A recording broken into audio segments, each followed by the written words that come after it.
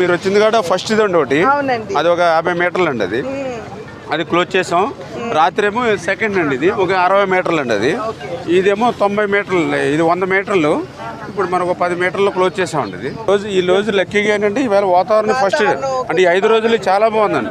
అది అయితే అసలు ఈ నడిసి పోషన్ కాదండి, అసలు మొత్తం బళ్ళు జారిపోవడం, అన్ని బ్లాక్ కాటన్ సాయిలు.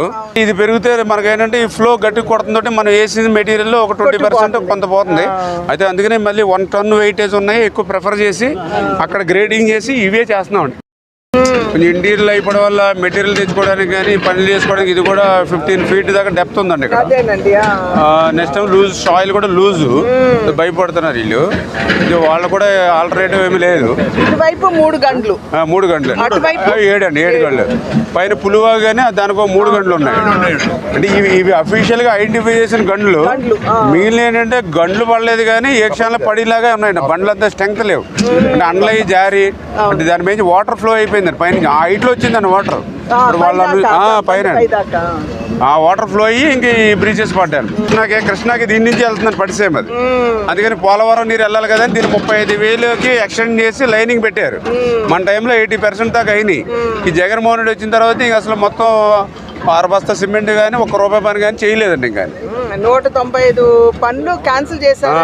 మేజర్ మంది మేజర్ ఉందండి. ఇప్పుడు ఇక్కడ రైతులు కూడా చెప్తున్నారు, 50 కోట్లు ఉంది. రైతులు కూడా చెప్తూ ఉన్నారు. అప్పుడు ఈ పట్టిసీమ నీరు వెళ్ళేది కాబట్టి బాబు గారి టైంలో ప్రతి కిలోమీటర్కి ఒక లస్కర్ని పెట్టి పచ్చగడ్డి కూడా మొలవకుండా జాగ్రత్త రోడ్డు అంత నీరు కొట్టేదండి. వాతావరణం ఇట్లా ఉంటే రేపు మార్నింగ్ చేసేస్తాం. 200 కోట్లకు సంబంధించినటువంటి పనులు క్యాన్సిల్ చేయడం జరిగింది.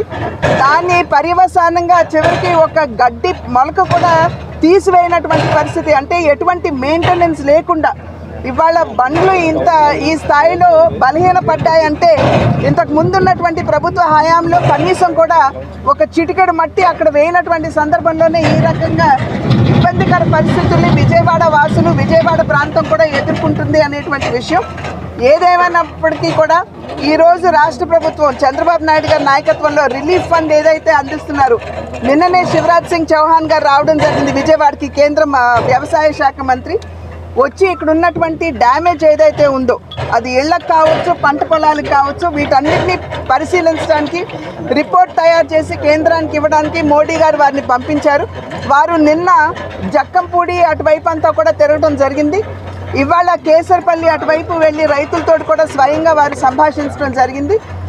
రైతులు కూడా పెద్ద ఎత్తున పంట నష్టపోయినటువంటి సందర్భంలో అటు బనానా కావచ్చు, లేదా పసుపు కావచ్చు, లేదా మనకి కంద కావచ్చు, ఇటువంటి పొలాలన్నీ కూడా వరితో కూడా నష్టపోయినటువంటి సందర్భంలో ఇవాళ నెమ్మదిగా నీరు తగ్గుతున్నటువంటి నేపథ్యంలో జరిగినటువంటి డ్యామేజ్ కూడా అంచనా వేసేటువంటి అవకాశం ఉంటుంది.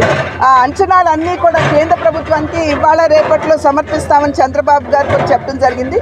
కనుక కేంద్ర ప్రభుత్వం కూడా వెంటనే స్పందించి తక్షణ సహాయం, అదేవిధంగా లాంగ్ టర్మ్ సహాయం, ఈ రెండు కూడా ఏ విధంగా చేయాలో దృష్టి పెడతామని చెప్పి శివరాజ్ సింగ్ చౌహాన్ గారు కూడా చెప్పారు. మేము సైతం వారధులుగా ఉంటూ రాష్ట్రానికి జరిగినటువంటి డ్యామేజ్ ఏదైతే ఉందో, కోల్పోయిందో దాన్ని కూడా పూడ్చడానికి మా వంతు కృషి, మా వంతు బాధ్యతను మేము ఖచ్చితంగా నిర్వహిస్తాం.